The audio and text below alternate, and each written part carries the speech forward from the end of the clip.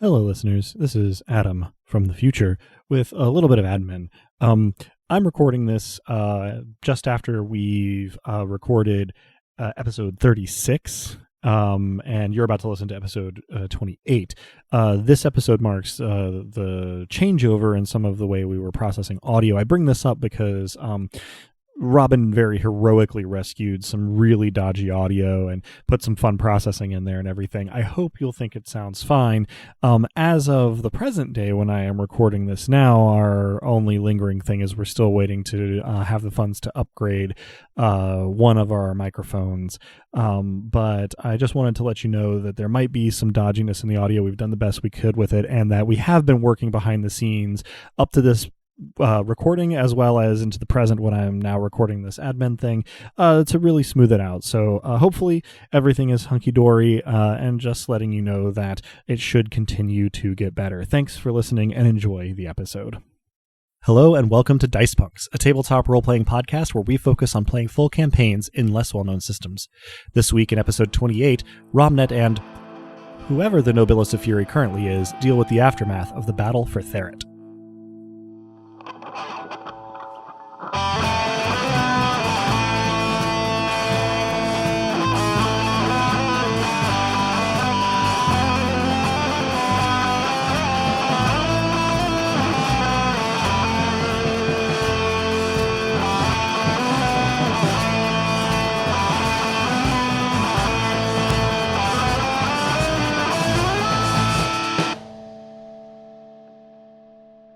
Hello and welcome. I'm Adam, your friendly neighborhood game master, and joining me are... Hi, I'm Robin, and I'll be playing the Furious Queen Mavia. I'm Dez, and I will be playing the apparently cosmically jilted Prophet of the Obsidian God. And I'm Drew, and I'll be playing. Thank you. So before we get started, we'll need to recap any character stat growth and the events of the previous episode for ourselves and our listeners. We'll start with Dez's bonus XP roll for Romnet. So that is a pair of 9s, which gets me to 8 experience, which allows me to dump 8 experience for reasons... in... going from 1 die in Perform Dance to 1 plus a master die in Perform Dance.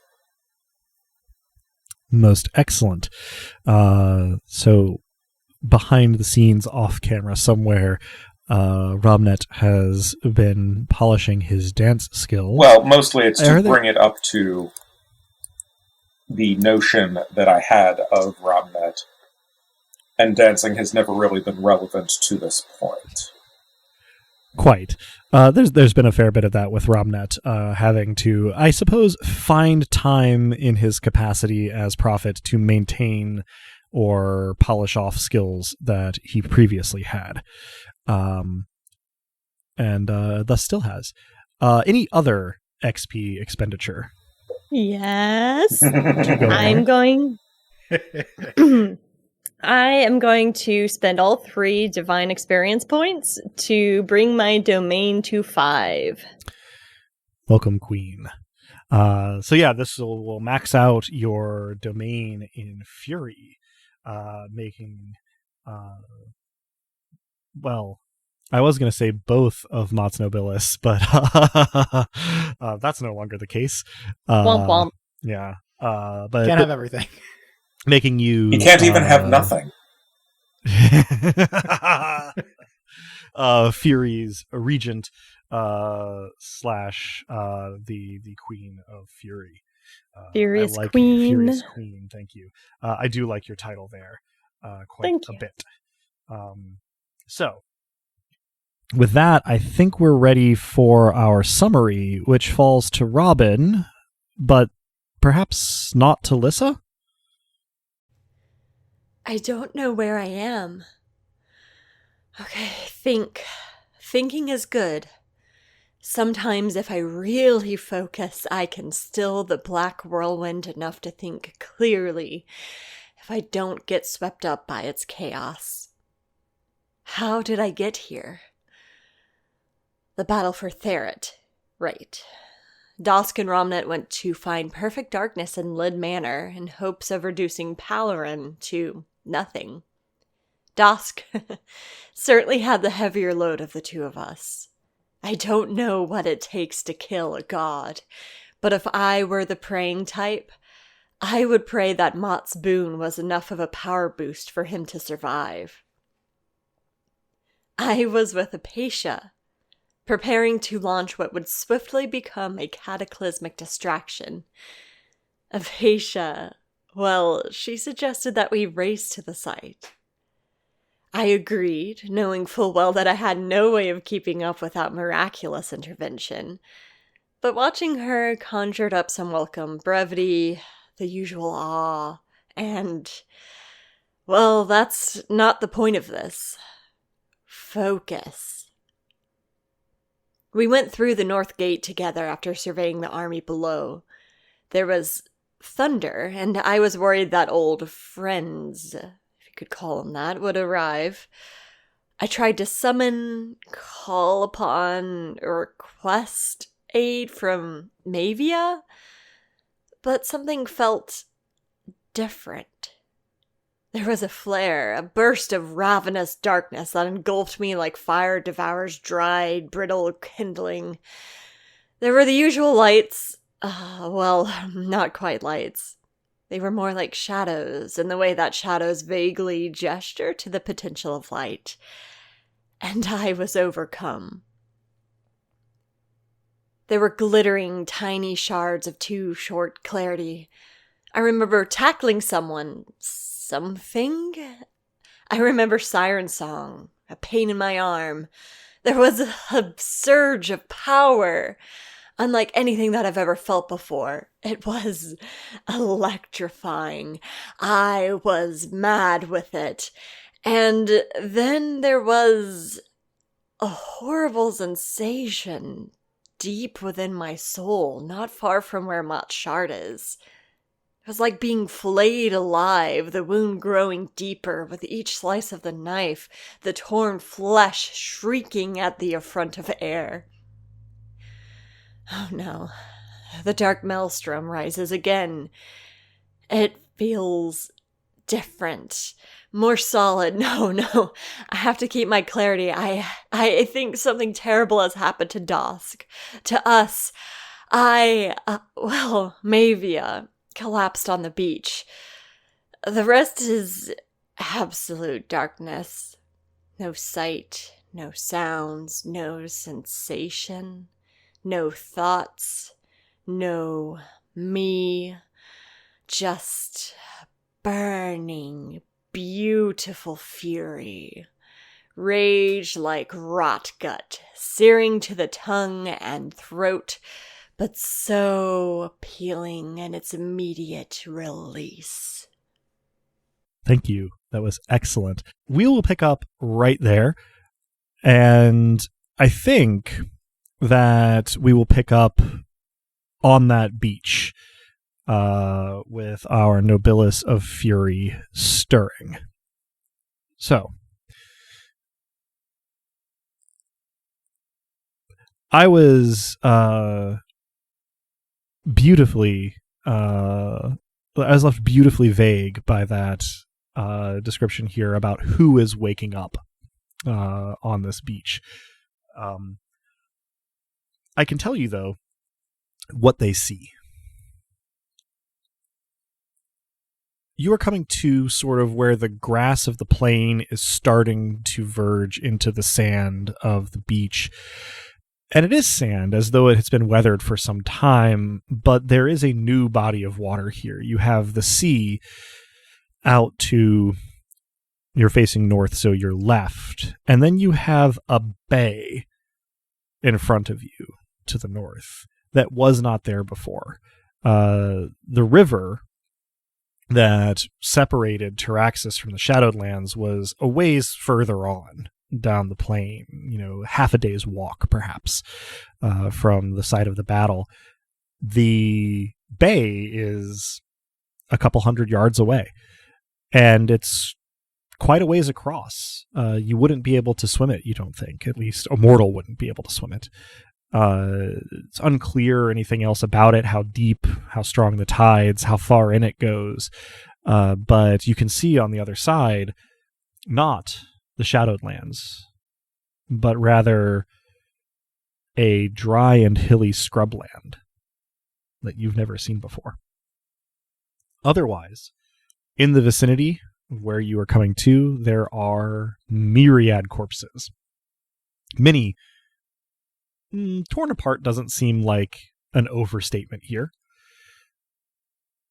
And in the water, some forms float, others struggle. But there are very few things within your field of view that seem like they're ready to fight.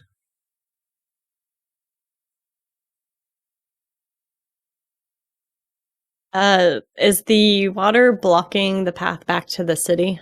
No, the city is directly behind you to the south. Okay. So the bay is just on the north end. I probably collect myself and just kind of take in the scene for a moment, because I'm not used to experiencing stillness. The sun is fully in the sky now, but still fairly low on the eastern horizon. And there is a strange, even perhaps off-putting serenity to the scene. But there is also sort of the lingering aroma, as though there was a scented candle burning, but it has now been blown out, and it's slowly fading, of a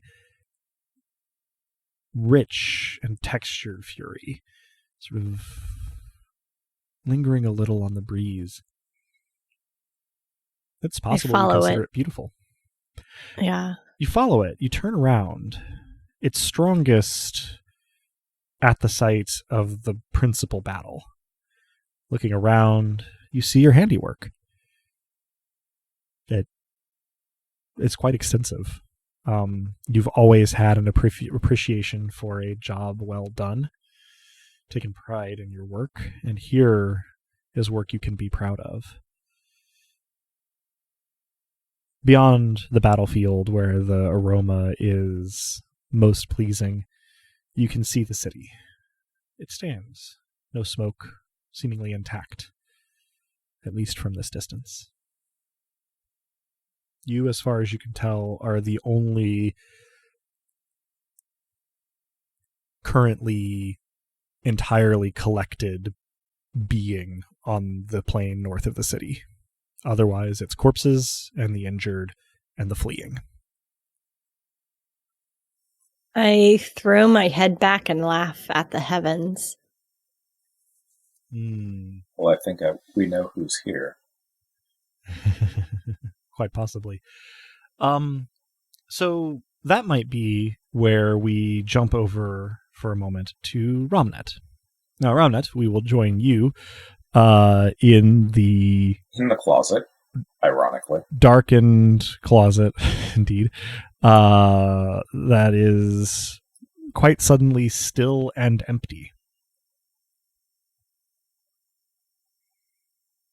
The last sound was a brief pop of inrushing air as Dosk disappeared. Am I aware that Dosk has disappeared, or is this just a moment of, okay? You were beholding Dosk at the time of his disappearance and using your sight vision, supernatural vision in order to see well in the dark. So yes, you are fully aware that he was there one moment and gone the next. With some particularly choice cursing from Maud, yes. Indeed, yes, somewhat out of character, but quite choice. I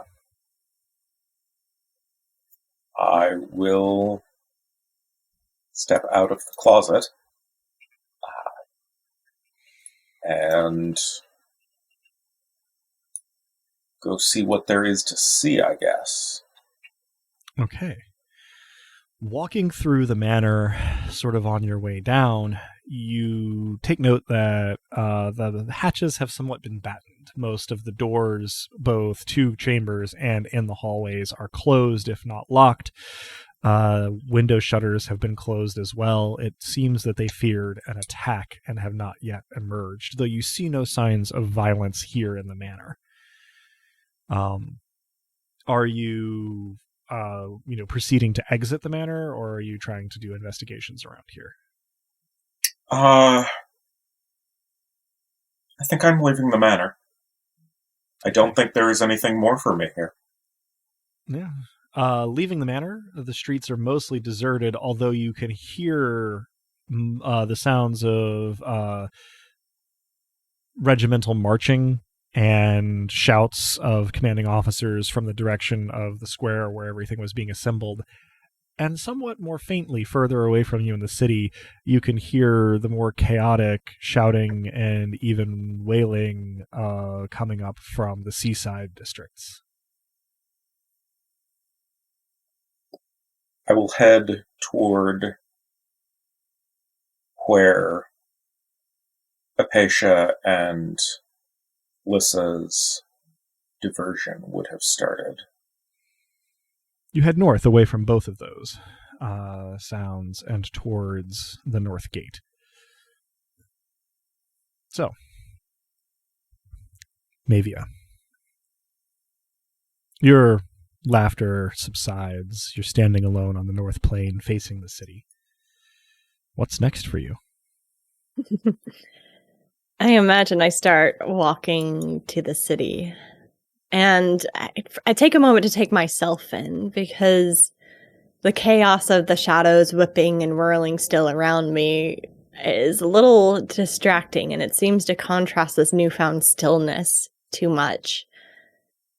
They settle into a crown that covers my eyes and is both jagged and ephemeral, and a cape that trails behind me, occasionally breaking off into tendrils.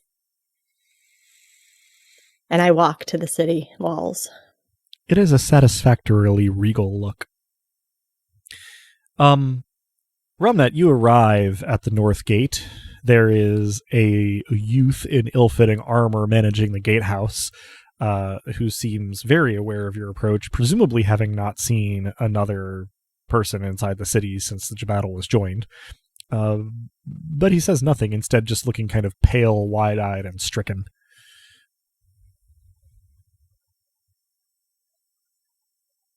I will not say anything either, but I will walk to the windows,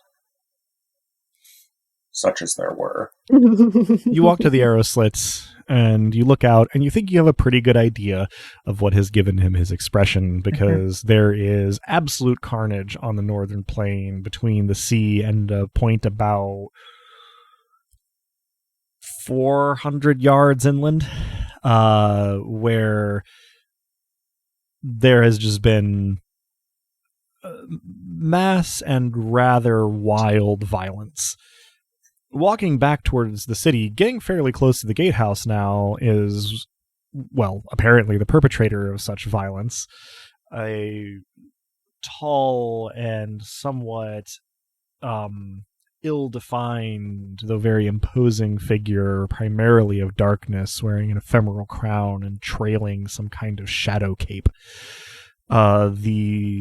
Counting out the crown and the cape, the silhouette is reminiscent enough of Lissa's, though you would not mistake the two in a lineup. Can I be confident in identifying this as Lissa's other half, whom I have never met? You feel pretty confident that that's what you're looking at, based on context clues, descriptions, and what you know of the plan. Turn to the gatekeeper and suggest you'll want to open that.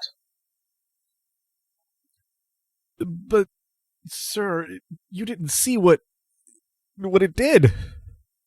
I am well aware. Yes, sir, but, well, yes, sir, and starts winching the gate open. Mavia, to your rather To the satisfaction of your ego, as you approach the city wall, the gate starts to swing open ahead of you, as though it should. expecting you. Ramnet, when the gate is open enough to admit a human figure, the youth on gatehouse duty simply runs, sprints into the city, does not stick around. I'll winch it closed behind Mavia. Maybe go ahead.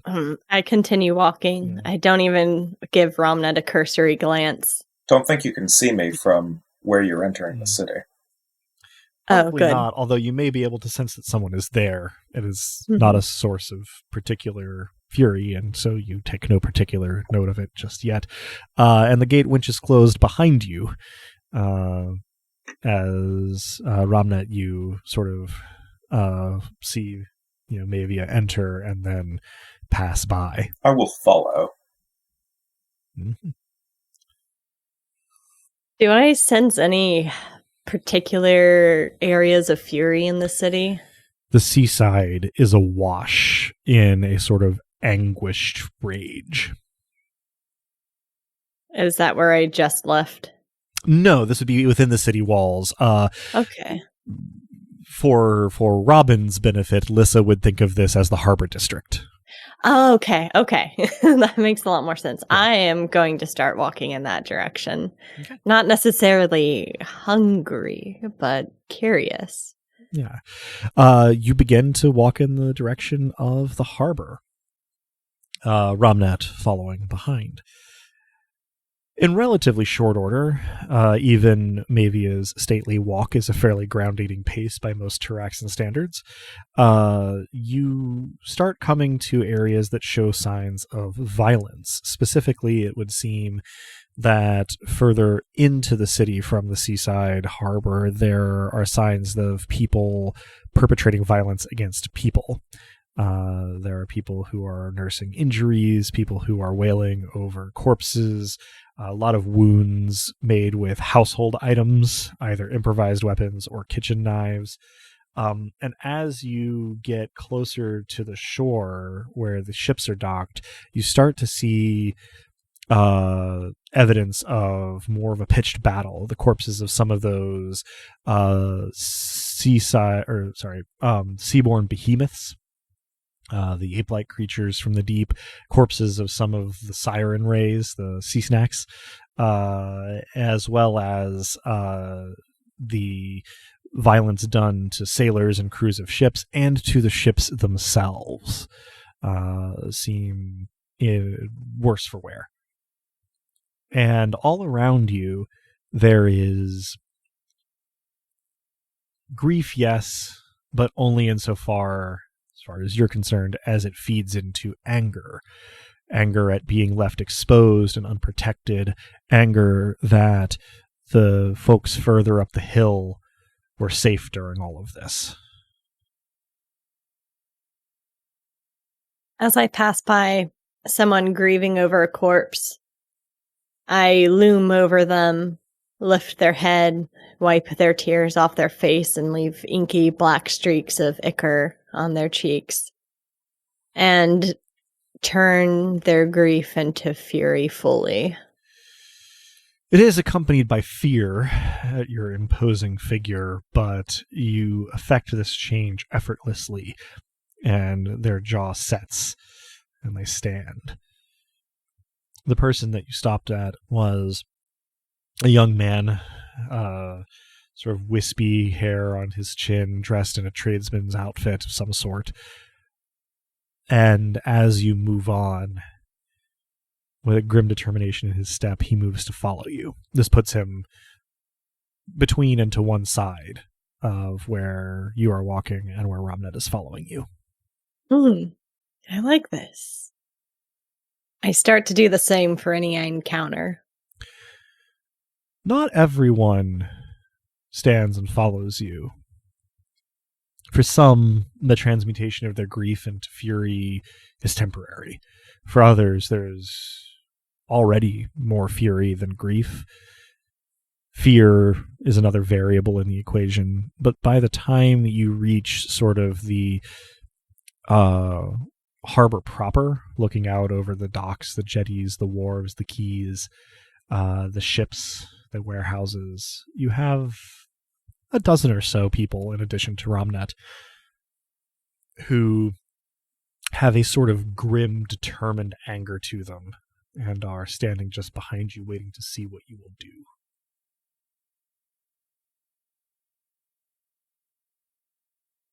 I smile and turn to them, and for the first time to my knowledge since coming to in stillness, I speak, and I say, "What now, children?" They exchange glances and then look back to you. And after a few heartbeats of silence, the first youth that you interacted with sort of begins to speak somewhat uncertainly at first, though in a voice tight with anger. And then more confidently as he goes on, and he says, "Now we see to our injured, we see to our dead, and then we take the fit and we head to Merchant's Hill. They will either make up for this, or they will feel as we do now." And rather than a cheer go up, a number of heads in the crowd nod, and with another exchange of glances, they disperse through the district to put it in order and to gather others. I wait. You feel yourself at the center of a growing web. That's a satisfactory. Romnut, anything in particular you want to get up to while all this is playing out or in its aftermath? I am observing and wondering whether something has come over Lyssamavia to keep this shift going, or whether I am the only one here properly bereft.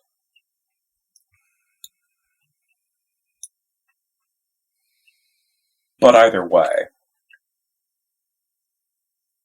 I continue to be an observer in this. After a time, now, both of you can hear what I'm about to describe, but Romnut is probably paying more attention to it. The concentration of echoing voices and sounds from the assembly square dissipate, and you see people starting to move through the city. You can look down the road a few blocks and see carts full of the injured coming back from the battlefield. You can see those who are whole and hale disarming and heading home. You can see some of the life beginning to return to the parts of the city furthest from the harbor, at the very least. It's all relatively distant from where you're standing, sort of on the harbor wall.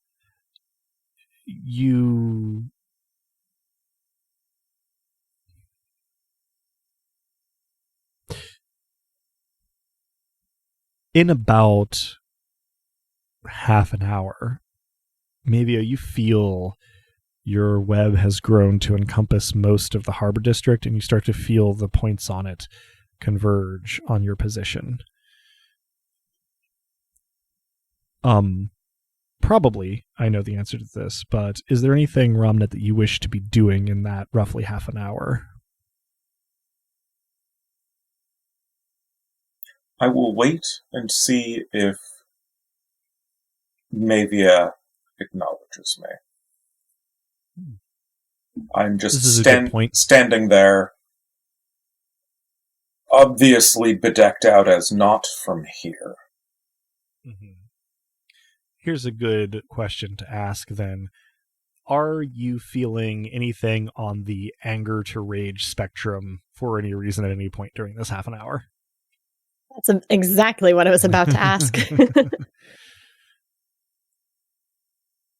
Romnet would say now.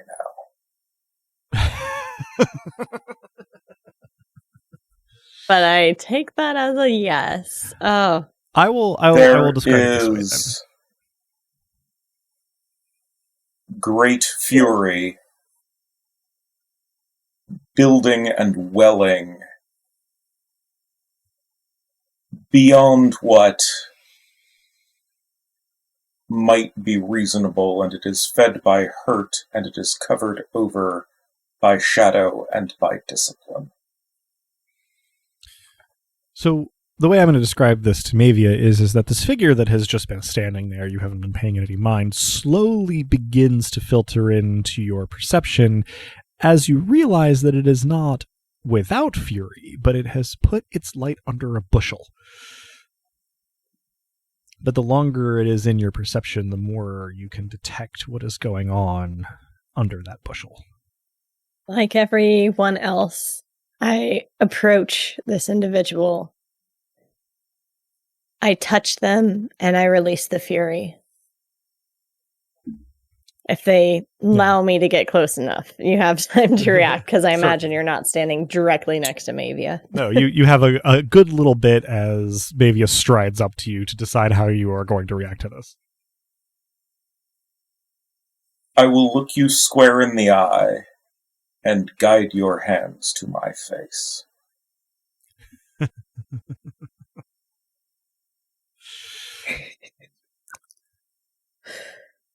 I am going to let Robin describe what happens inside Romnet as a result of this miracle.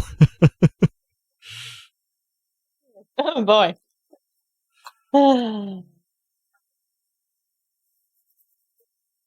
You've been carrying a darkness for some time.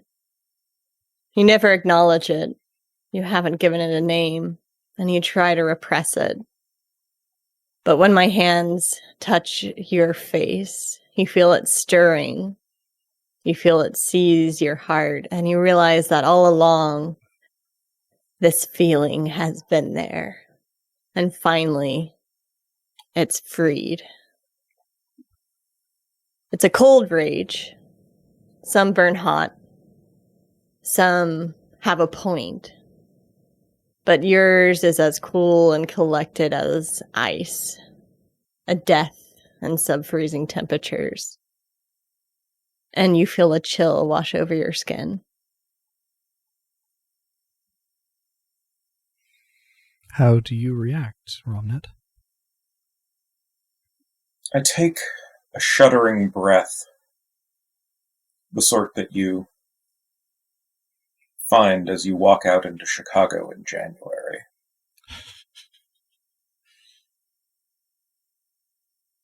And pause and savor the ice at the back of my throat and nod at Navia.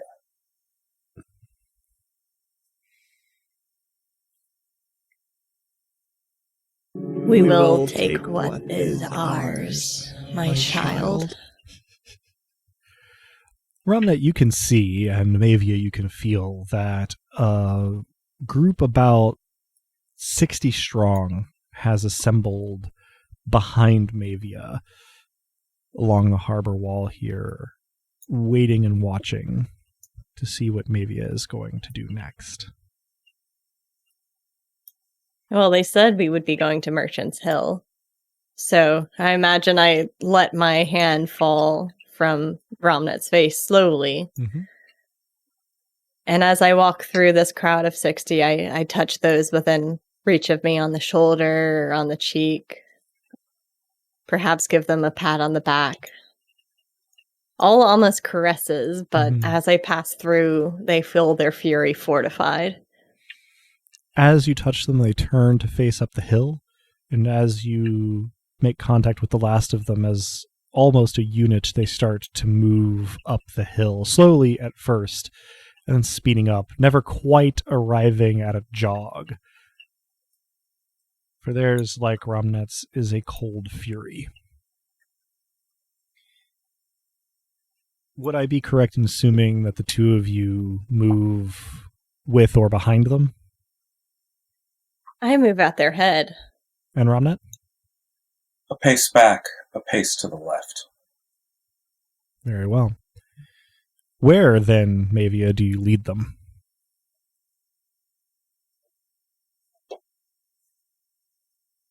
This is something Lissa would know. But where would a riot go on Merchant's Hill? There are two possibilities. The Merchants Council building would be one. A little further away, not quite all the way up the hill. Was that where the meeting took place? That is. Or that's exactly where we're going. the other place that they might go is Lid Manor, further up the hill, more in Merchants Hill. I'm going to roll for it. Go for it. Lid Manor. All right. 1 through 5 was the council, and anything above that was Lid Manor. Got a 10. The group moves in a tight... There's a word here. A knot of people up the hill. Mavia and Romnet at their head. No words are exchanged. The only sound is relatively forceful breathing. Both from exertion, but also tightly controlled rage. You pass the intersection where you would have to turn to go to the Merchants Council building and ascend higher up the hill, approaching the gates of Lid Manor, as you see two figures exit the front gate and it close behind them. Now, Romnet, you will recognize both of these figures. I will leave it up to Robin whether Mavia recognizes the one. Oh no. Ilari has just exited the manor with Cyprian, the messenger from last time, who had something to tell Ilari. Ilari is not unaware of this crowd. She turns to look at the people coming up the road, and her brow sort of knits when she beholds Mavia. I look at her and I shriek. Black pours out of my mouth, shadows to emphasize the strength of my rage directed to her. She takes a step back on one foot, looks at Cyprian, looks at Mavia, and then moves to go back into the manor. The gate having not fully closed, she starts to sort of dart back through the gap. I will quietly, but the sort of quiet that carries. Cyprian, go. This is not for you. He looks very stricken, looks back and forth between Romnet and Ilari as the gate slides closed, and then dives through the gate to stand at Ilari's side, not seeming at all sure of his decision. The gate closes, Ilari and Cyprian on the other side of it from the crowd, as Mavia, shadow undulating off of her, arrives on the other side of the gate. Ilari, for her part, with Mavia this close, her eyes widen, and she says, "What? Granddaughter, what has happened to you?" Do you not remember what I told you? Can I rip the gate? Yeah. Or at least you have an aspect of one. Aspect of one, and maybe you can pick the whole thing up over your head. Yeah. I do that. Two hands, tear the gate off. There's a beat, and then Ilari, with the back of her hand, slaps Cyprian in the chest and says, "Go!" And he runs into the manor. But she holds her ground. She stands there. You can tell she's afraid. You can tell she's also angry. My cape disperses into many tentacles, and I lift myself up on my legs, so I'm towering over her. Mm-hmm. And then with 2, I try to seize her, and as you are starting to loom, she says, I don't know what you intend, but Laurentin needs... And then she pauses for a second, and it is in that pause that your tendrils sort of snake toward her. What is your intent with them? her words cause me to pause for the briefest of moments. And then go ahead. I say, why should I care about the needs of Laurentin? She takes a sharp breath. Whether you care about our family or not isn't material. It's more of this, and she gestures at Ferret as a whole. She says, that boy delivered a message to me this morning. There's some sort of desert in the Vales. You can tear down our whole manor if you wish, but I will be trying to keep the villagers from starving.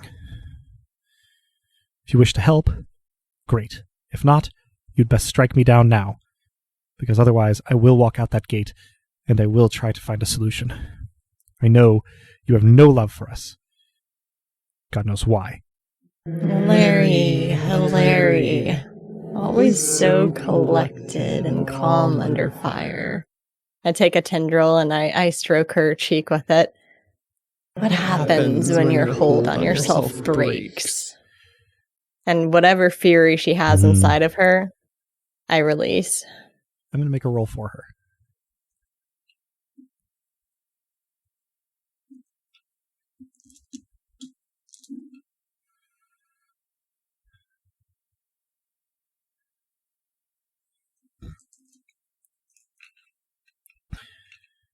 She almost keeps her composure.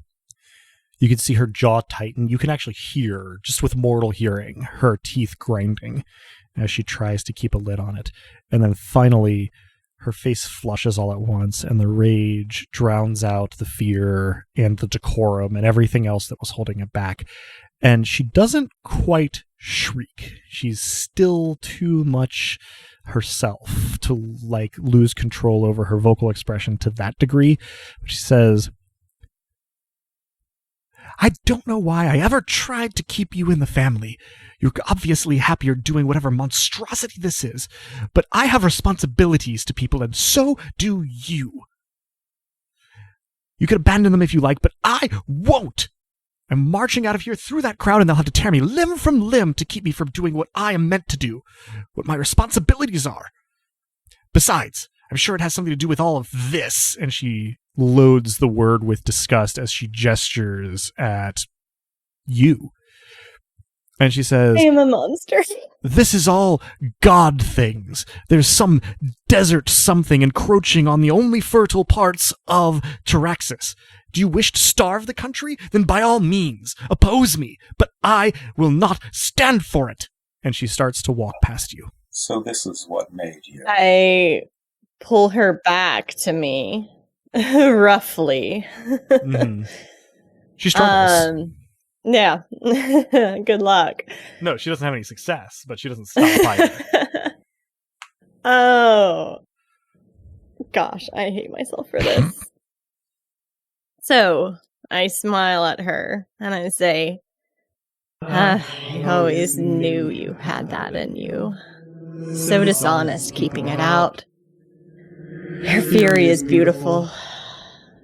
It's a pity that it has to go. You hear a crack. And it can't truly harm you, but a crossbow bolt hits the middle of your forehead. And the impact is significant, even though your aspect keeps it from being the serious injury that it would be. Take 2 shock to your head. You glance in the direction that it came from mid-sentence, and Cyprian is standing there with a crank-operated crossbow half his size, pale, eyes wide, jaw set. And as you look at him, he sort of starts and begins to winch another bolt into the mechanism of the crossbow very hurriedly. You will stop that if you want to live. I am having a conversation with my Mima. He blinks and says, well, it didn't appear to be much of a discussion, your ladyship. Kneel. He glances at Ilari, and she sort of briefly rolls her eyes and then nods, and he kneels, and he says, Your, I suppose, Majesty, I gave my word that I would serve and protect the woman you're threatening. Would you have me forsake it? I'll do no harm to her except for that which she has brought on herself. I'd like to do a greater destruction of fury. I know that'll cost me miracle points, but unfortunately, maybe is very impulsive. Indeed, it is. Indeed, she is. That'll cost you 3 miracle points from Domain. And I believe that should be... She essentially will be unable to feel fury ever again. Correct, yes. You can destroy her capacity for anger. And her eyes roll up in the back of her head. She faints. Your support is the only thing keeping her upright. Cyprian, seeming to think that she has died, sort of lets out a strangled cry and starts to pull the crossbow back up and try to get the bolt situated. I toss a Larry to him. He drops the crossbow and tries to catch her, but given that he's 20 feet away, when you toss her, he goes, and they both crumple to the stairs. What has the crowd been doing during all of this? Smiling. I smile back at them and begin the march anew. You lead them into Lud Manor. As they approach, they seem to take some invisible cue and simply start destroying it. Not on a structural scale, but they vent their fury on the topiary and the gardens, on the glazed windows, on the fixtures. They don't steal anything, justified as it might be.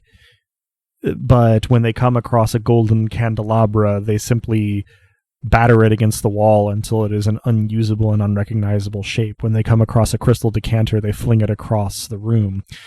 At first, there are servants about who seem to be trying to get in the way, at least. But very quickly, the servants move to evacuating the manor as the crowd moves through it. Where battering it. Is Croesus? Croesus is a couple floors up in his chambers, seemingly locked down. You actually know this from coming down the stairs earlier. You had a chance to observe that Croesus's quarters were, sort of battened down, but the crowd is not there yet. Without using words, I will nevertheless direct them that way. A number of them move up the stairs and towards Croesus's quarters. You watch as servants try to sort of barricade the door, and this works for a little while, though the crowd eventually does get in. And you don't enter the room, but you hear that they are continuing their swath of destruction, and then Croesus is carried out on a litter by the crowd towards the entrance to the manor. He is attempting to yell at them, although he seems not to have quite an abundance of strength of voice. And they are ignoring him as they bear him towards the entrance of the manor. I follow along. Certainly. Mavia, are you doing anything in particular during all of this? I'm joining the crowd and laying waste to things, perhaps with greater efficacy given my strength. What you are able to do that they are not able to do is tear things like paneling and molding out of the walls and strip gilding from the sort of lintel work, things like that. Let's call it desecration of the space is fairly total everywhere that you go. After an interval, you see Croesus being born. He has stopped trying to yell, instead having a bit of a coughing fit. But he's being borne on his litter towards the entrance to the manor. And one of the folks following the litter, the young man that you first touched down in the harbor district, looks at you with an almost feral smile and says, "We're taking him to the council building. That's where the rest of the bigwigs will be, I think." Good. As they approach the door, both Mavia and Romnet hear Mott's voice faintly, perhaps, not as strongly as you heard it when Dask's miracle went off. Mott says, "Betrayal, return," and then fades away as the litter approaches the gate to Lib Manor. Leorian, you had your marching orders, and you marched. It was pretty easy. You're used to being on the road, and you've been to Therit before. You've never really tried to permeate siege lines, but as it turns out, wasn't necessary.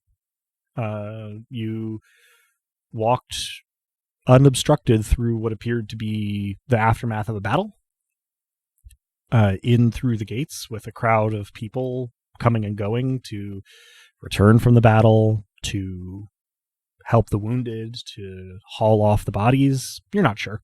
Looked like a mighty battle. There were creatures there that were undreamt of before, but you also somewhat expected that. Following your directives, you headed into the city. You knew where Merchant's Hill was. You'd never been to this particular manor, but you knew it by reputation. Walking up the hill, you found that there was some kind of commotion going on nearby. And as you approach the gate is on the ground rather than on the gatehouse. And uncomfortable with this, I bow to the gate as I step over it. No. And as you step over it, you look up, and coming out of the front door is an elderly man in fine clothes being borne on a litter by stony-faced people. Following that litter is... this must be a nobilis like you. First one you've seen, but you can tell. She seems fairly intimidating. Very large frame, shadowy crown and cape. Fellow in almost all black finery behind her with hair that is a haze of dark smoke and eyes that are just voids with dark smoke coming out of them. You suppose this must be what you signed up for. And initial first reaction is yours. Should I describe what they'd see if they noticed me? I would appreciate that. So what you'd see if you noticed the strange man bowing to the gate is me.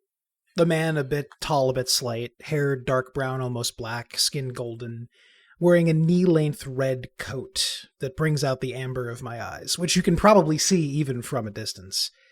If you'd ever been to Nima, you'd recognize this as the kind of coat the old men wear there when they drink on sea cliffs, but I'm not an old man, even if I'm not exactly a young one either. I look actually like I'm only a few years from being properly craggy. I'm not there yet, but my face is already lined, deep laugh lines in particular. You can tell from these that I smile easily, and in fact I'm smiling now, although the smile gets tighter as I see everything before me. So what do I do? What do you do? That is the question. Please, do something. I think I hail the group. I say, perhaps incongruously, and we'll see what the reaction is. I say, so what are we up to? The litter bearers stop and look confused. Is this, what do our other two do? I likely noticed that there is a Octoritas here, right? Certainly. And now it's talking to me. I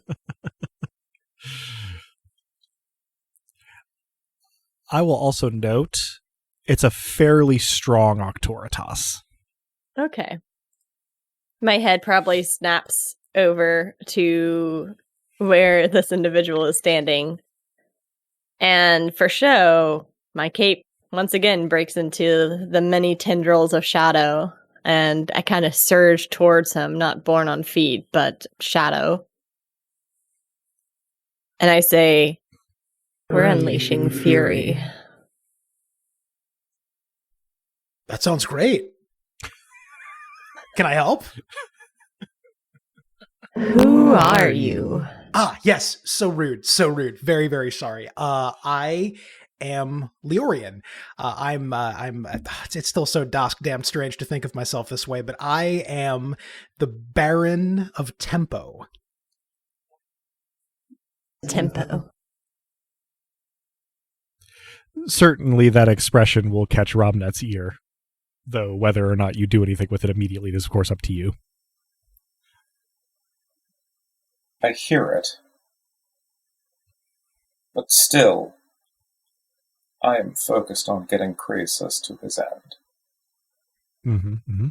Well, look, I mean, by way of demonstration, my extremely large, bright, lightless bright, like a forge fire. Furious in a Queen. dream. Furious Queen. Thank you. Like I said, rude. I'm still learning a lot. I'm trying to embrace change. It's something I'm working on. Anyway, so I'm certain I can help.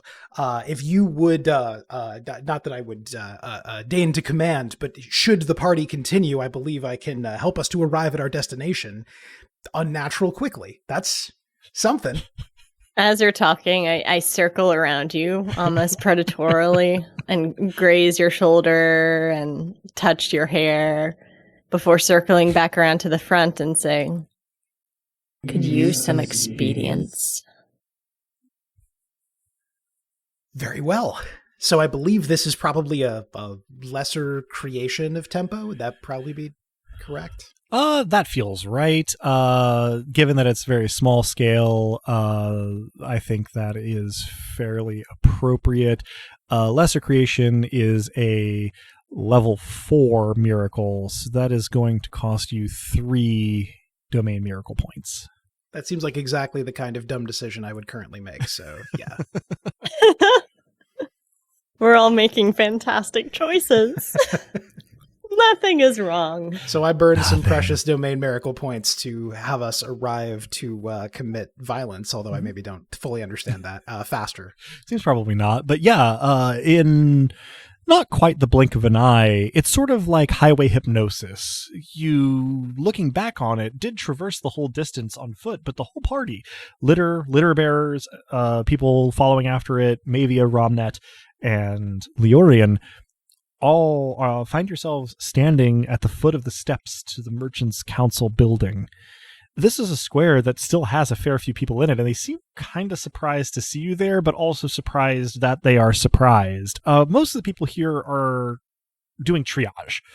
There are wounded with bites and claw marks and stings and all sorts of unsavory injuries all over the square, being basically separated into, we can save them and let's work on them, and we're not sure there's anything we can do. Let's just keep an eye on them and see if they recover on their own.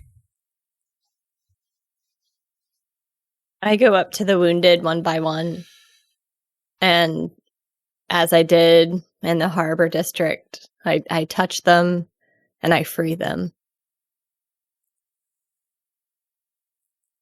Interesting. Some give immediate response, the most common being groaning or baring teeth. Others, you're not so sure. A few expire the moment you touch them. The surge of feeling being a little too much for their fragile state.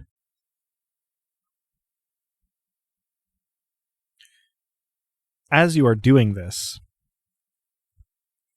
a familiar voice rings out from the top of the steps.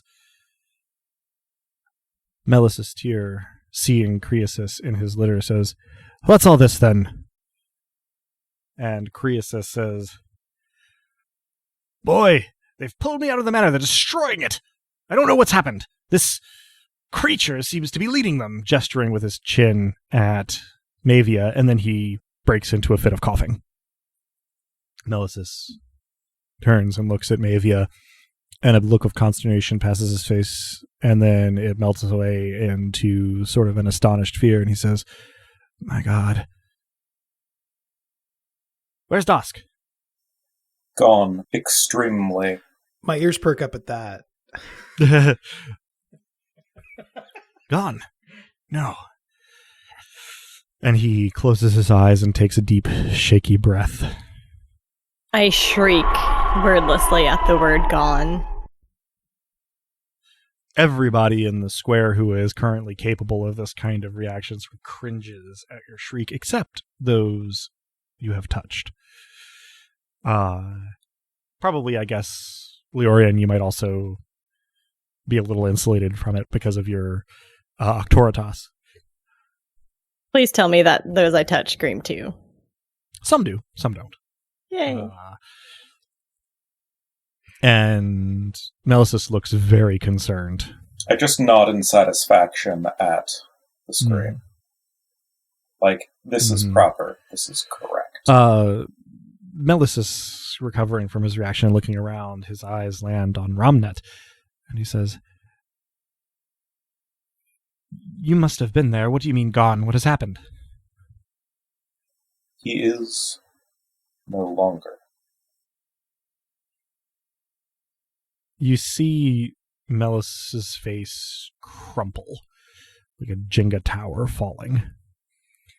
And he closes his eyes and bows his head and visibly tries to hold back his reaction. I shriek again and destroy the nearest thing near me. Thing nearest you. Does that include people? I want to say no, but this is very blindly lashing out. So, yeah.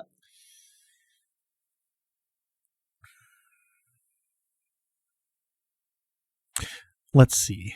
Oh. I'm going to make a roll here.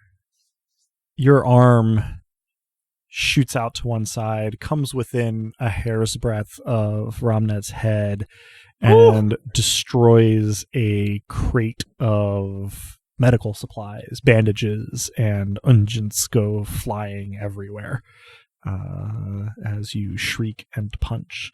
Melly cringes again and swallows. I think I don't even flinch. That sounds right. Here I do jump in, and I say, "Now, I don't mean to interrupt. Hello there, my lord, Furious Queen, my good and smoky sir. But gone? No, not gone. Pervasive, eternal. He's, I'm not supposed to say, he's received a promotion." I lunge at you and loom over the top of you, fully, like, lengthened by my tendrils, and they form something of a cage around you, and I say, speak sense.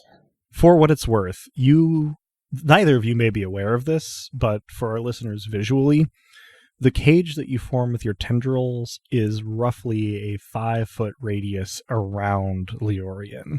His Octoritas is quite a bit stronger than your even aspect 1 presence here. But again, it may or may not register on either page. So anyway, your response. As you are addressing him in that way, Mavia, I will say as well, promotion or otherwise, he has rendered his prior place a nullity, as is his fashion. Ooh, I feel delicious rage coming off of that. I magnify it accordingly if I have an opportunity to in the midst of everything else going on. In a ghost miracle kind of way, it can be kind of a reflexive action on your part. I believe that your remarks warrant a response from Leorian. Well, I was going to say that part of the effect of your ghost miracle is like a stoking of the smoking of the void skull. Yes. Excellent. Incredible. I have that absolutely recognizable look on my face where you've said something very unkind, but absolutely true about someone very important to someone else. And I say, I can't speak on that, good sir. Mistake me not. I don't mean to speak on his behalf. He did say, I'm sorry, a great number of times, which I don't think is normal for a god. He said a great deal else. He talks quite a bit. May the deluge of his words drown out all that is unjust in this world. But the point is, not gone. Not here, but not gone. He's, I'm not supposed to say. He's a god.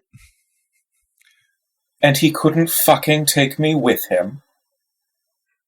Maybe I should, if you'll permit me, take a step I interrupt you with another scream and say, he left me?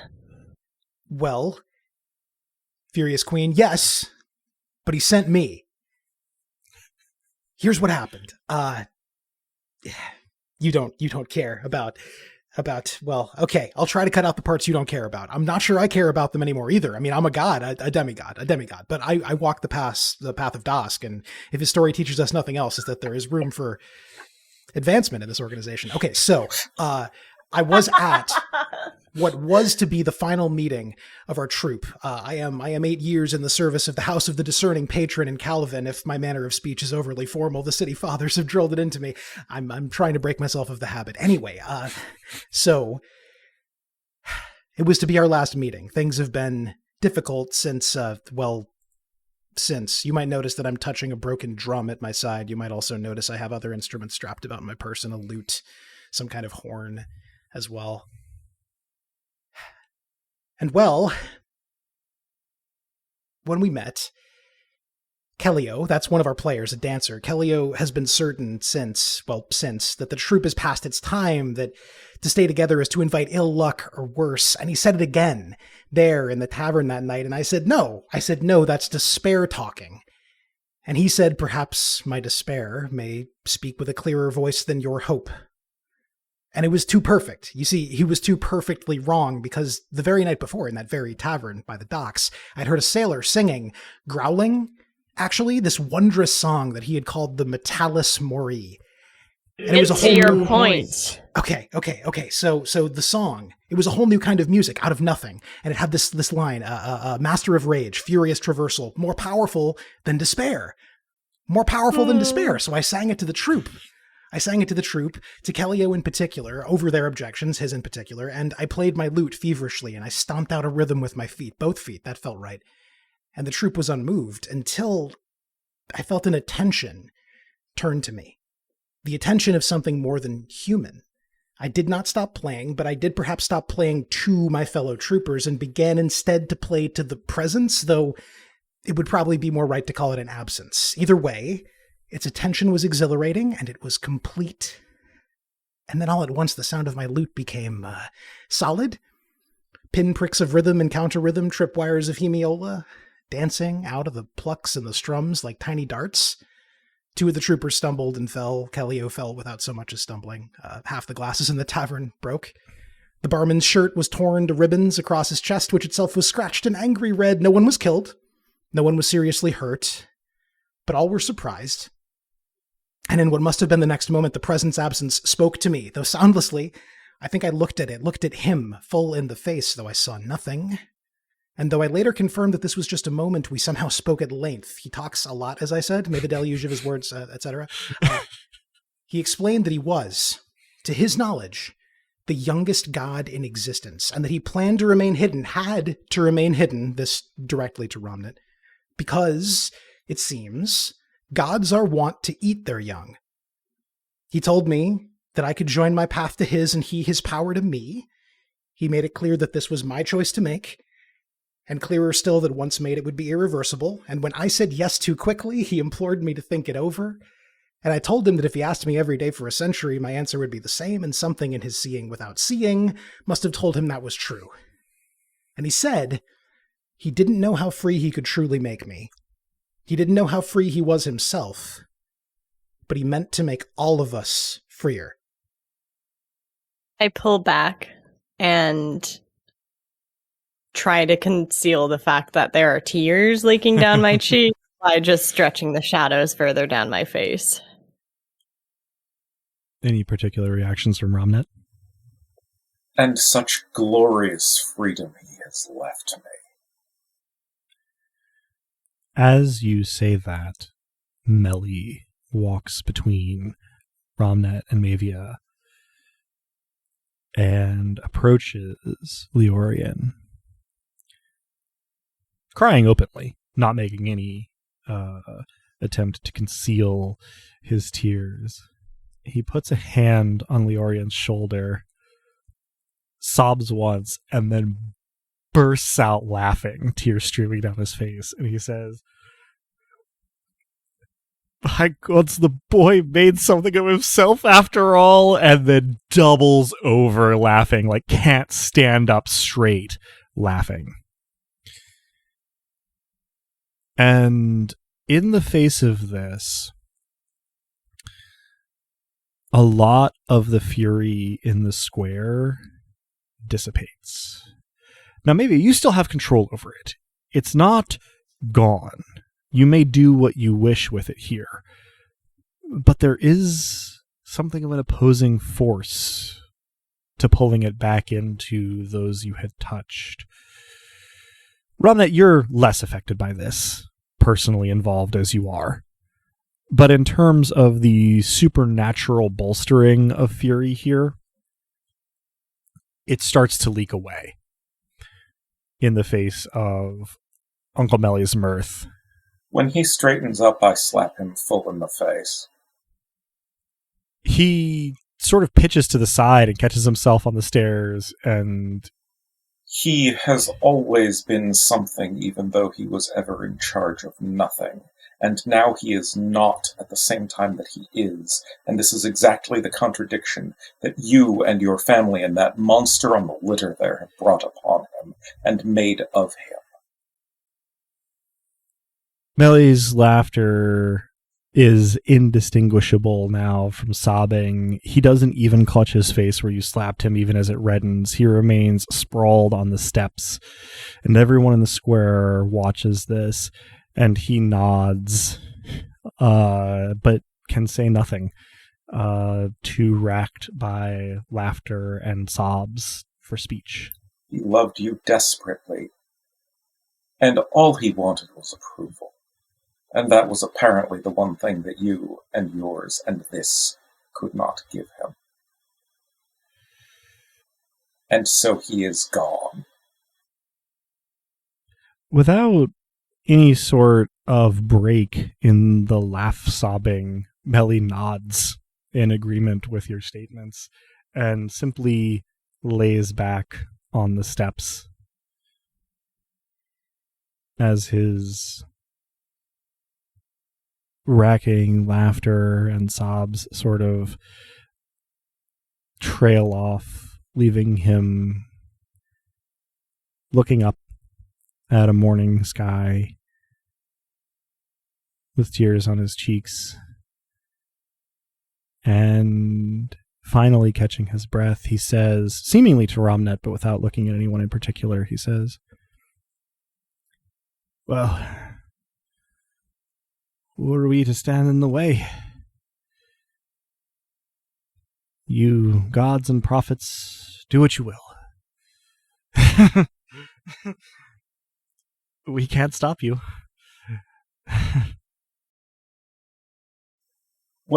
Remind me what Croesus's epithet is? He's the hawk of Therit. Thank you. I knew it was a bird. For some reason I was catching on eagle. Croesus Tyr, O hawk of Therit. Grandfather now to a god. Congratulations, you must be so very proud. If you cannot even protect or care for your grandson, if you cannot even protect or care for a city, what use are you to it?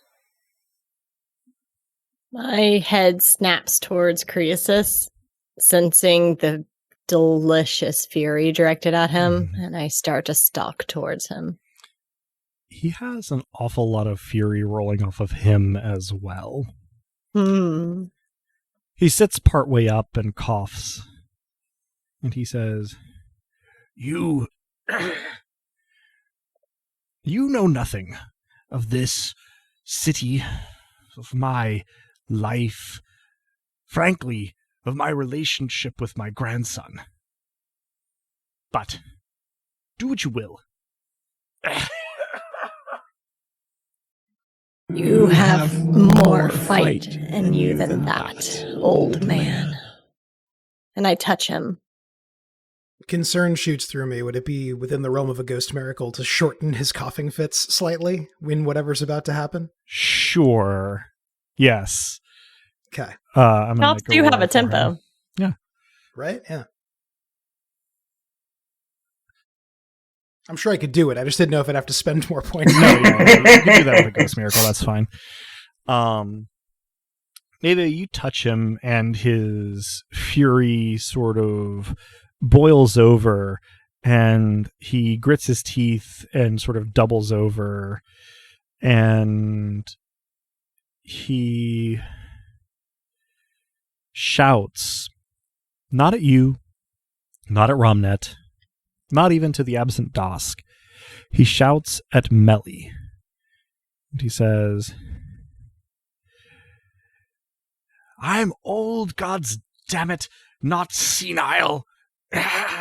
Really abbreviated, accelerated coughing fit there. He says, if this is to be my fate, well, know that the Tyr family put more into the defense of this city than anyone else. Did our best. And at the end, he sort of sags a little bit, and maybe you feel his fury sort of turn on itself. He says, at the end, it took our prodigal son. And how pleased you must be to be relieved of him. His head snaps up and he glares at Romnet and he says, what do you know? He looks at the people holding the litter and he says, well, what did you come here for? Do it or don't. I'm an old man. I have no patience for these games. He lies down on his litter. If you can honestly tell me that you cared about him, then I am happy to let you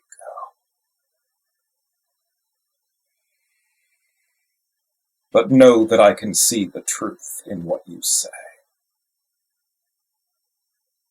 He doesn't sit up. He stares at the ceiling. The sky. He takes a deep breath. And he says, I cared, but not in the way he wanted me to. Not in the way Melly wanted me to. I suppose it doesn't matter now to anyone but you and I. And he closes his eyes. Croesus Tyr, you bear an epithet for your city. Care for this city in the way that it wants you to. Fail at that and we will speak again. I scream. You scream, and when you scream, you feel, as your mouth opens, a connection between you and Mott, and darkness flows from your mouth with the sound of your scream. And as it recedes, after a few moments, you and Ramnet, and, if he wishes it so, Leorian, are gone from the square and back in Fermata.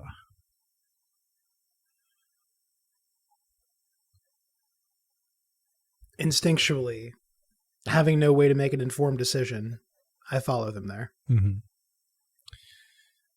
When Mavia's scream dies away, you all find yourselves in the gatehouse square of Fermata.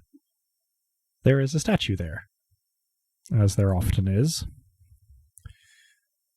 It is a statue of Mavia, looking, frankly, a lot more glorious, perhaps, than Mavia looks in practice, smashing a couple of monsters' heads together with her tendrils, grinning in a way that is less intimidating and more late 50s movie poster.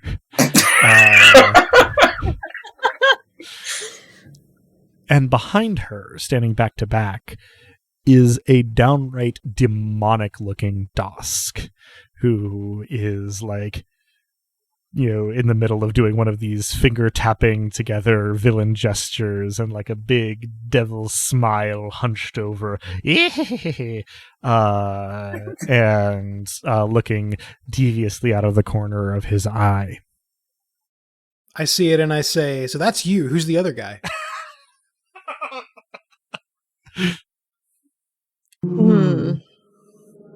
Put two and two together. Oh. I don't think that's accurate. As we drop back into the square, and I'm bereft of the target of my fury, I will collapse against Mavia and hug her, and just start sobbing. I am not your tissue, mortal. We just met, but if you need a hug. Lethal force glare directed at you. I said if. Still don't let go of Mavia. Sure, of course not. She doesn't do anything to stop you. She gives you a very sort of condescending side glance. A few more details here on the details of the square. Those silver metallic flowers are decking the whole thing as usual, but it is oddly vacant.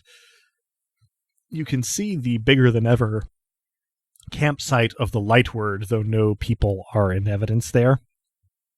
And arrayed across all of the exits into the city from the square are acolytes standing very calmly, sort of hands in their sleeves in front of them, staring sort of blankly ahead. But if you wanted to pass out of the square, you would have to body an acolyte out of the way.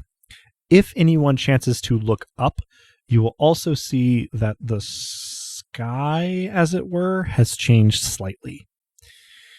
Rather than a perfect sphere of perfect darkness, there are now hints of shapes in that silver limning light that outlines objects in Fermata.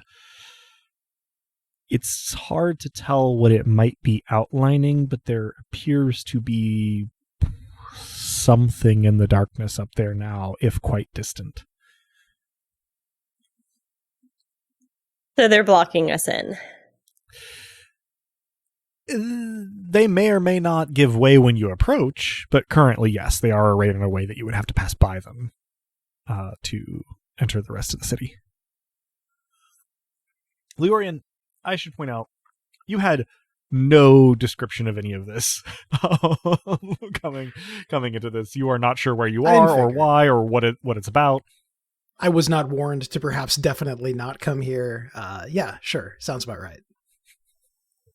At some point, this is pretty novel.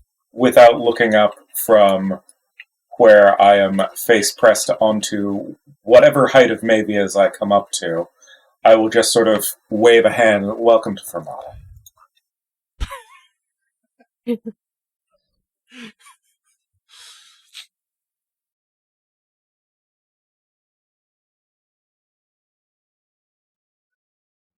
Is there any energy in the city that would draw me to it naturally? Because I've never been here before. Interesting question. The manifestation is the only source of fury in the city currently. I thought that would be your answer, so I start walking in that direction. Probably lugging Romnet with me. And walking as stately as one can when they have a sobbing human attached to them. I'd be lying if I said I was even remotely sorry. Yeah. We wouldn't ask you to lie. Not here. Yeah, of course not. I follow a few paces back. Is there... Can I see something in this direction? Like, do I know that we're approaching something categorically different as we approach the manifestation, or can I not tell? I mean, eventually.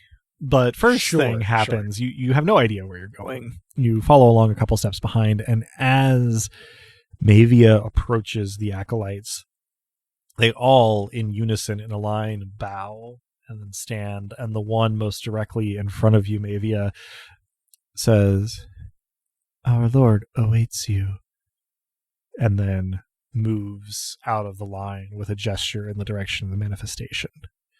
I don't acknowledge them. Certainly. You all move through the gap. Leorin, you can't help but feel that the weird greenish folks in robes are scrutinizing you. You don't necessarily get a hostile feeling, but it's also not extremely comfortable. But you tag along, and I make an attempt to meet all of their eyes, one by one, by one, by one, by one, by one. It's pretty easy. They're all looking directly at you. And in fact, as you pass through, they all turn seemingly in unison to keep you specifically in their line of sight as you pass from where they're standing. As you move a block or so from the square, people are in evidence in the city. Not all of them paying a ton of attention to your passage. Leorian, you will notice in particular that most of them aren't perfectly human. There are a lot of people with anything from the relatively subtle pointed ears to the relatively unsubtle gills, amphibian frills, wings, claws, fully black eyes where the lids have grown together over them. Tons of different variations here in terms of sort of nocturnal or troglodyte features that have manifested in the citizens here. While there are a range of skin tones, hair colors, eye colors, all that stuff, everybody seems just a little bit more pallid than it seems like they should be. Even where they have very dark skin, it seems in almost a way beyond the visual to be sun-starved. Though no one seems particularly unhappy. And about 4 minutes into the walk, which I assume is proceeding in relative silence, correct me if I'm wrong, you hear rapid footfalls coming from a side street and whip around. And this could apparently, I think, apply to anybody hearing this. Whip around in time for a small figure to careen into Mavia. Small figure has a light following behind her. What's the meaning of this?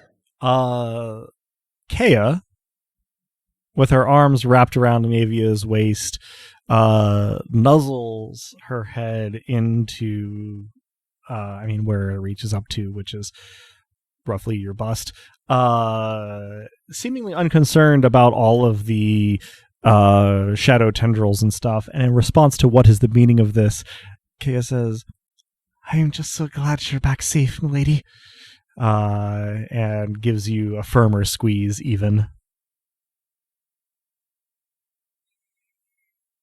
I just keep walking. Like, apparently, the thing to do with people from this place is to cling to me. I'm just beginning to get this, comic image of, an incredibly frustrated-looking Mavia with just, 4 different people attached to her in varying emotional states. A wrathful Katamari. Making its way through town. As you begin to move, Kea releases her tight hold on you, but grasps your near hand in hers and walks alongside you and says, "We weren't exactly sure what was going on, but there was a sense throughout the city that you were in danger, and something happened. I don't exactly know what, but the obsidian god seems to have, been angered by something, and we were all worried that you and his lordship wouldn't come back." And then she sort of looks around and goes, "Oh no, where is his lordship?" On. "Oh no, I'm so sorry." And she squeezes your hand, seemingly in sympathy. "I'm glad you're back safe, though. I'm sure it wasn't easy." The army was easy. "Oh, well." Dusk. Less so. Oh no. And she sort of squeezes your arm in sort of an embrace and says, "I know there isn't very much a bartender like me can do, but, I'm here for you all the same, if you have need of me." Does she have any fury in her? Not presently, no. I don't respond and just keep walking. I don't remove my arm either. She remains holding your hand as you walk into the square before the manifestation. At this point, Leorian, you're pretty sure you know your destination as you sort of come to the end of the straightening of the road toward the square. You can see this obsidian cyclopean cathedral in front of you, and you think something to the effect of, "Oh, that's where we're going." When you enter the square, Kea squeezes your hand, Mavia, one more time and stops and says, "Well, I know there's business afoot, milady. I'll be at the nightcap if you have need of me. I know it's busy times." But she sort of darts close and kisses you on the cheek, jumping a little bit to reach, and says, "You know where to find me." And then bobs a little playful curtsy and heads away from the square. I incline my head at her Which is probably the most expression, aside from shrieking and rage, that I've offered so far. Certainly. It's kind of like a puppy inclining their head to try to make sense of something that is vaguely familiar and kind of riles up instincts in a way they're not quite sure what to do with. And eventually I shake it off and turn back to the manifestation. When you turn back, 2 acolytes have opened the doors to the manifestation and bowed and have stayed there waiting for your entry. I strut through the doors. Do I as yet have alarm bells in my head? Or I suppose I can't think of an in-character reason I wouldn't go in.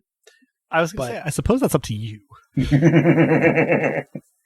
How is your sense of self-preservation?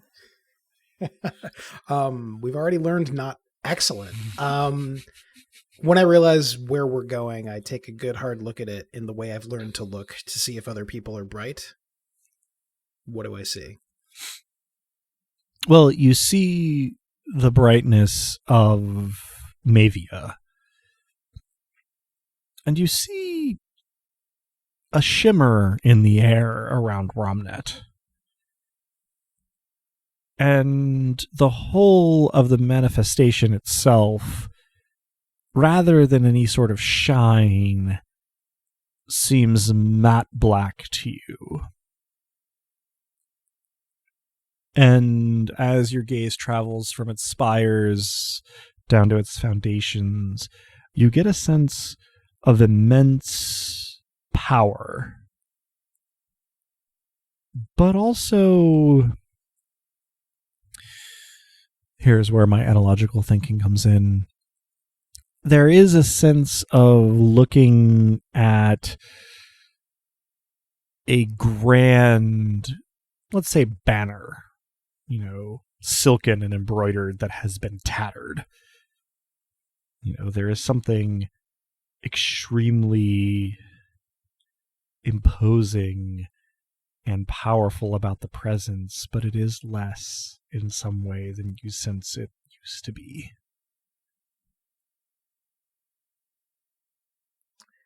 I say, both to Mavia and to Romnet, is this a matter in which I should absent myself? Do you need a moment? I could stay here with these awfully friendly people, meeting the acolytes. I glance over my shoulder after an uncomfortable amount of silence. During that uncomfortable silence, I will just sort of offhandedly direct my voice at any or all of them. Timothy, please see him to guest quarters.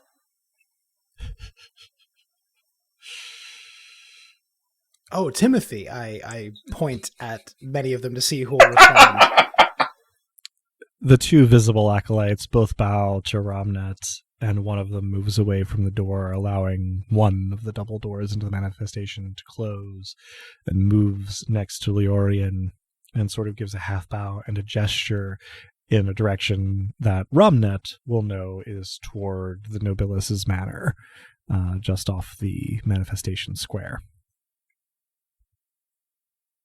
Out of character. Sorry to preempt you, Robin. That was perfect, because maybe it just ended up staring at him over her shoulder. That is certainly what's happening during all of this. Yeah. No, I figured it was a flavor of staring. I thank you, and I begin engaging Timothy in conversation about whether that's a common name around here. Do you notice that Timothy, in quotation marks here, says nothing back to you? Or do you just continue? Probably eventually. Don't add quotation marks. The name is Timothy. In 100 yards, do you notice that the acolyte is... After all, there's fanfiction now. Yeah, there is fanfiction now. That's true. They kiss each other as greetings. It's perfect. That was a good read, as an aside. So within earshot, I absolutely do not notice that I'm getting no response. Sure. We will return to you in a moment. In the meantime, Mavia, Romnet, you enter the manifestation. An acolyte with a candle in a holder meets you at the door to the stairs down to the heart of the chancel. and leads you down the stairs. I am going to assume, unless you say otherwise, that this is all happening in more or less perfect silence.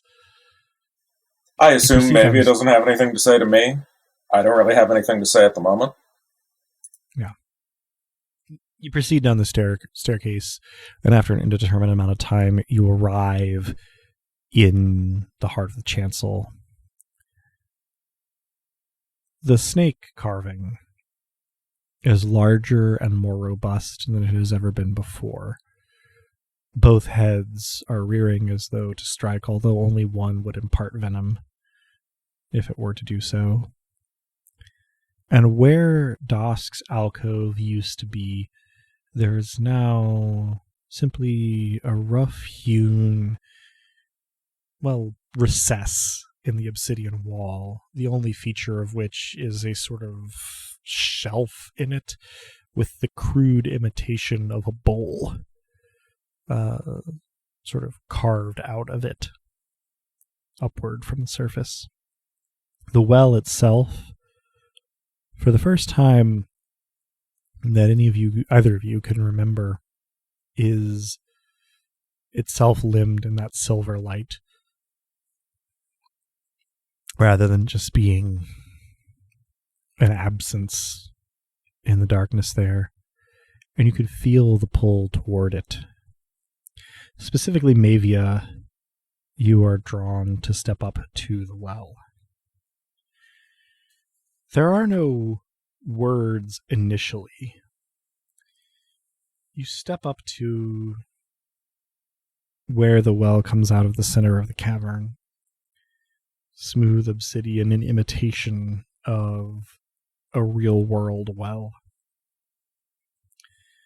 And resting along the rim of it are 3 obsidian carvings. You take them in. One is simply a smooth, oblong piece of obsidian, shining as though it were glass. Looking at it, you understand. Darkness.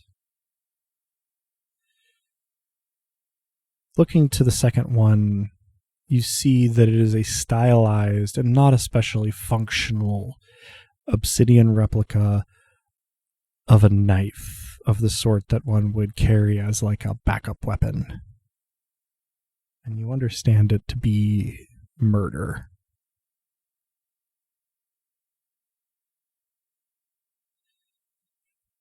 The third one, you look and it is,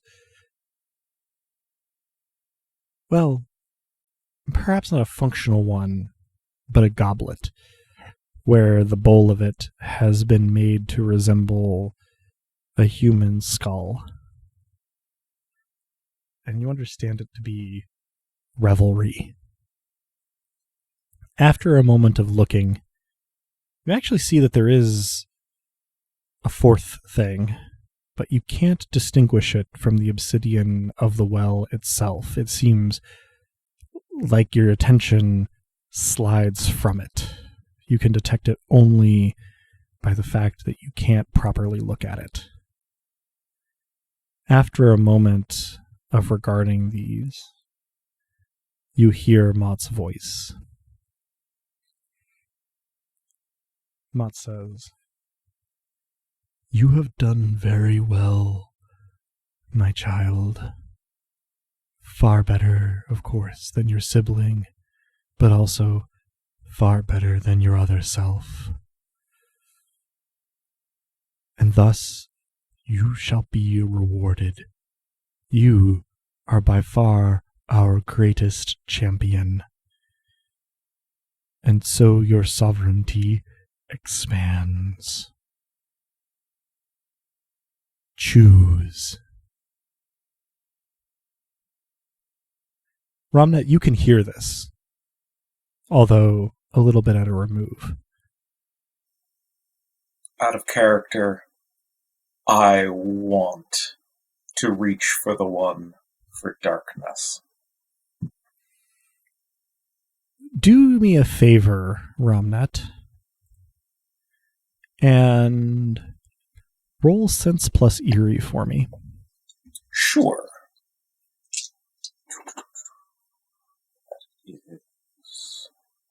It'll be 7 dice. Bunch of dice, yes.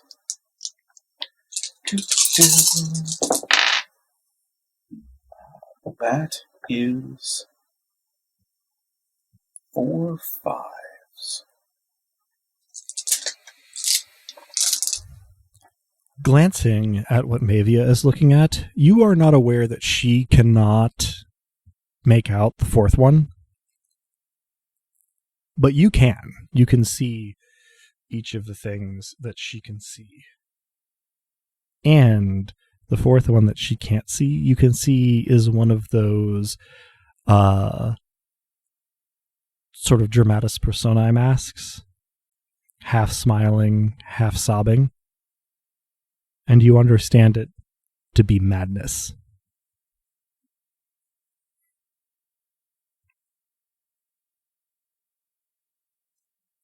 Mavia, Mott awaits your decision.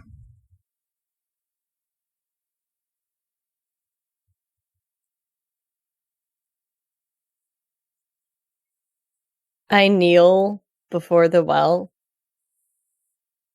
smiling. And it's not a kneel of supplication by any stretch of the imagination. It's a kneel of acknowledgement that I have been seen and so will give respect.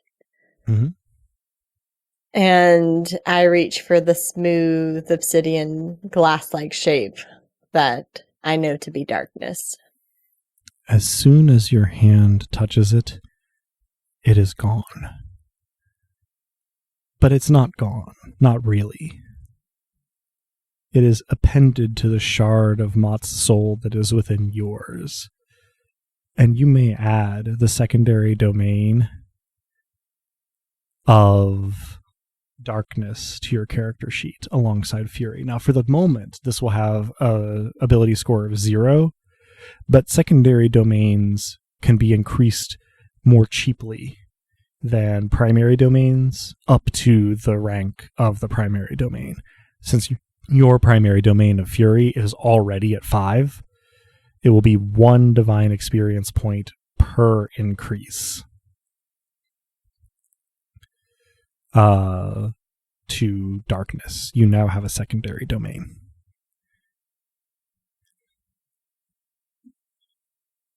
Ramnet, you watch this. You watch the smooth oblong that you know to have been darkness disappear at Mavia's touch. Although you also see that it isn't gone, it is simply in her now. For her part, from the outside, Mavia simply, her whole sort of upper body rocks back from where she's kneeling. Her head kind of leans back and a big grin pastes itself on her face as her eyes close and she seems to feel this happening. All is still in the cavern. What, if anything, do you do? Do it.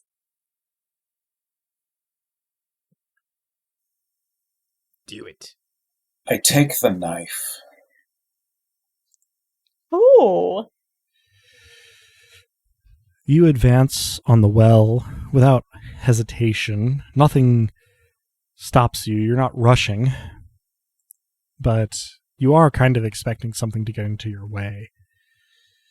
But you reach out and you wrap your hand around the hilt of the knife. And you feel it for a moment, and then it's gone.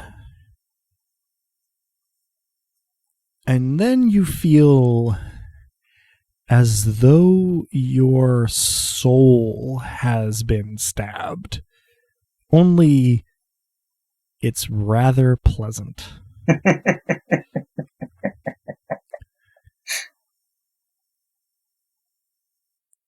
And Mavia, when you open your eyes, you don't see Ramnet anywhere. Not that this necessarily worries you. Up to you. But you do notice that the knife is missing. Only the goblet and the obscured one remain. And as you watch, they fade back into the obsidian darkness of the well. Leorian, the acolyte leads you to a grand manor, and by the time you arrive there, some 2 or 3 minutes after your departure from the square, if that, you realize that you are not going to get any conversation from Timothy ? They open the door to this manor and usher you in, and you find yourself in an entryway leading directly into a dining hall, the table of which, rather remarkably, has 2 handprints charred into it at one of the places. That is not something you've seen before. The whole place seems vacant, if not uncared for, and having the door closed behind you, you begin to be led by this acolyte further into the manor, but before you've gone more than 3 steps, there is a hammering at the door behind you. The acolyte seems to take no notice. Is that should you? I'll get it. I'll get it. It's fine. I turn around and I open the door. You open the door, and standing there is a woman with dark skin and fair hair and all black eyes. She's a relatively imposing figure, though not so imposing as Mavia, and she looks very disheveled.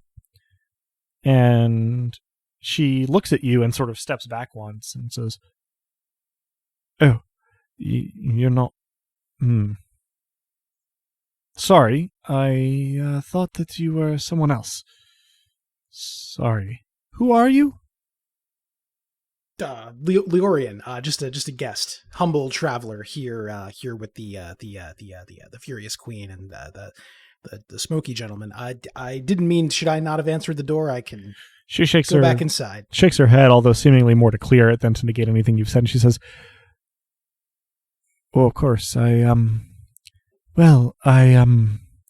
sure." She bows briefly, just a bob of the head, and says, "I'll come back once the, Smoky Gentleman, Ramnet, the prophet, once he's back. I have questions." She shakes her head and says, "Right, I'm sorry to bother you." And then she turns to go and she turns back and she says, "Right, no, sorry. Evine Philomel, mayor of Fermata." And she gives like a sarcastic bow, is the best you can describe it. I do not notice it's sarcastic, and I give a very deep, very courtly bow. She looks a little flummoxed and says, "Nice to make your acquaintance. I hope that your stay is lovely. And I would say to let me know if you have anything that comes up, but apparently that's not my job." And then she gives a bitter laugh, turns on her heel, and walks away.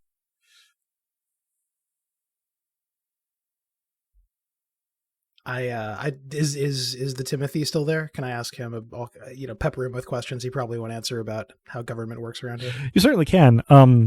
The acolyte will not respond. Instead, I decide the music is the universal language, and I start singing him a song about the mayor of an ancient city to see if that'll get the point across better. The acolyte ignores you while leading you to a very nicely appointed room with a massive bed made of obsidian that has blankets but no mattress. I sing to them the entire way to the room, and then I sit on the very hard bed and keep singing well after I'm sure they're out of earshot. Mavia, you open your eyes in the heart of the chancel. Ramnet is gone, and you feel this appendage shard in your soul, and know that you can gain power by being a good steward.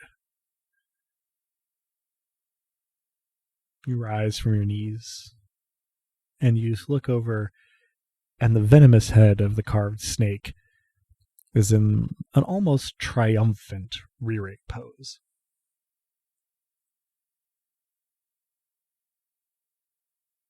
I flex my new ability with a ghost miracle and pull even more shadows to me, so that now, in addition to the cape and the crown that I had affixed to myself from the current tendrils, I now am covered in armor and clawed gauntlets spiky pauldrons.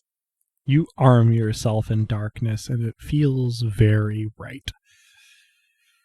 Though your control over it is not yet absolute, you are pleased to discover this additional estate. I murmur I appreciate your gift to the well. There is a brief sub-aural vibration throughout the cavern that subsides quickly. And you... Go ahead. What should I do next, Dark One? There is a brief moment where you're not sure you're going to be answered, and then Mott's voice rings in your head and says, "Win this war. Our territory is infringed on by the desert goddess. Seek her influence and repudiate it." Lurenton. Yes. Excellent. I knew you would approve, my daughter. Thank you, Father. You don't hear anything in particular, but you sense a warm smile from the obsidian god. And then their presence fades. And you are left alone in the heart of the chancel. Do I sense Romnut anywhere? Mm-mm. Okay. Well, I guess I'm going to figure out how to leave this place to go to Lurenton. Sure. You ascend to the staircase as the first step. Romnet. You are in Semerin. You are stalking the streets in a dark cloak, a dagger clutched close to your side where it will not be visible to passers-by. You are grinning, you think? Maybe grimacing. You're not clear on which one. You pass by an alleyway with a group of drunken friends in it. You shake your head quickly and pass it by. You pass a tavern of ill repute, where a fight has broken out. You glance at it. You shake your head. And then you come to a relatively well-to-do quarter where the scion of a noble house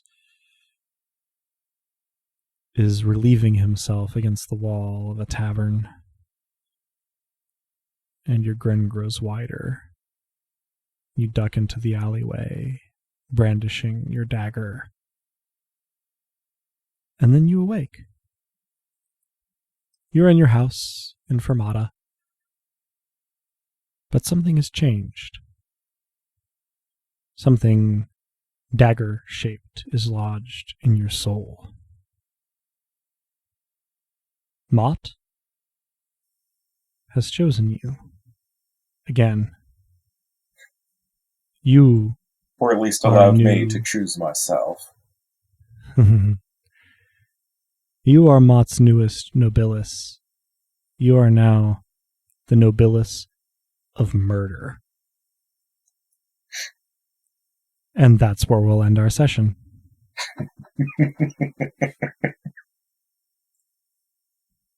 I will only note that I'm still singing. I was kind of expecting you to go for the dagger, Robin. Mm-hmm. I considered it, but then I decided that I've never, even though maybe it causes violence everywhere, it's not that she's particularly murderous so much as intent on freeing.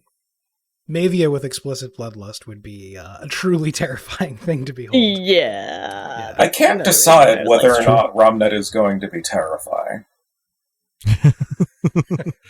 I think you've decided. You could take it by turns. Well, we'll discuss it further in the Dice Peaks. If you are hearing this, and God, now I'm going to have to go read those rules. you will, but you'll have 2 weeks to do it. So Welcome. With great power comes reading a bunch more pages. it's not that bad.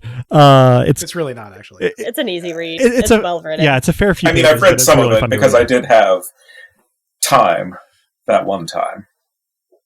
True. In any case, all of our participants this time can take 1 mortal experience, and Romnet, you will get 3 divine experience points. Cool. Total of Awesome. 4 then. Correct.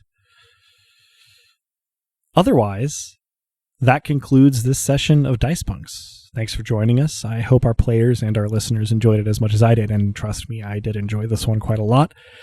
And I hope that you'll all join us again next time. If you're hearing us now, then you probably know where to listen to this, but we can be found almost any place one can listen to podcasts, as well as on the wider web at dicepunks.com and on Twitter as @dicepunks. With that, I think we're ready to say farewell. Say goodbye to the kind folks at home, players. Goodbye, everyone. Thank you for listening. I don't have anything else to add because this has been a roller coaster. So thanks for tuning in. Good night, folks. And remember to choose your targets carefully. Thanks for listening, and make new friends. These people seem nice.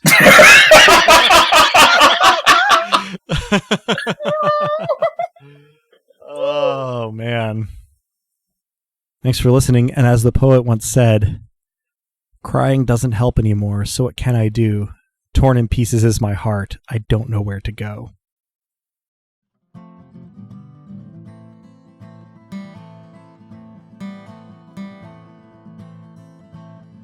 Thank you, dear listeners, for tuning in, and stick around through the admin stuff for a much-needed Lissa's line.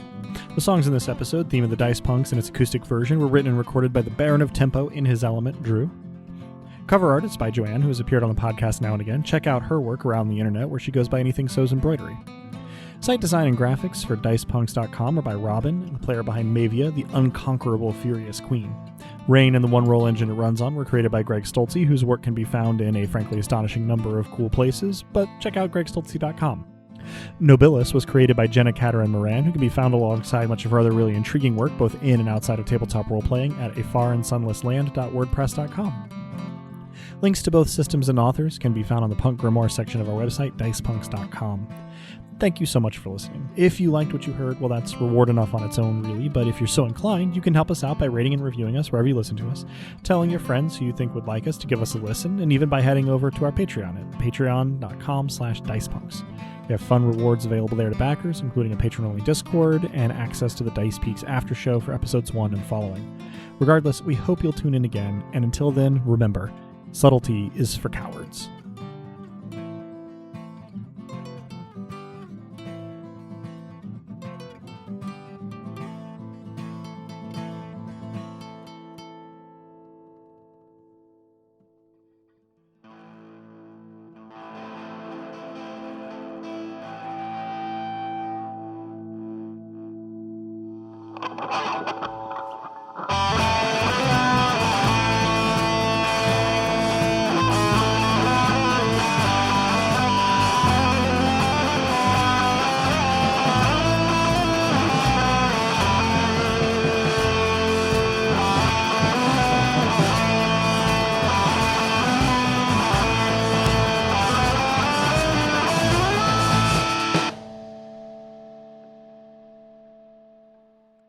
Hey, Alyssa here. Things are a little, stressful right now, so I wanted to take this time to check in with you, listener. Unclench your jaw, let your tongue relax in your mouth. Check in with yourself. Are you holding tension in any unnecessary muscles? Go ahead and let those muscles relax. Imagine large, miraculous hands needing that tension right out of you if it's necessary. Good. There you go.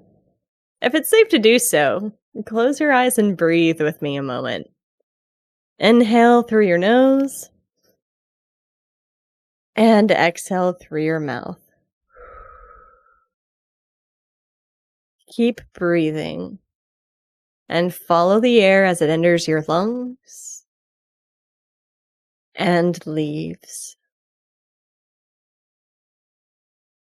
Feeling better? Me too. And times like this, it's important that you not forget to breathe. And believe me, listener, it's hard for me too, because you're constantly taking my breath away.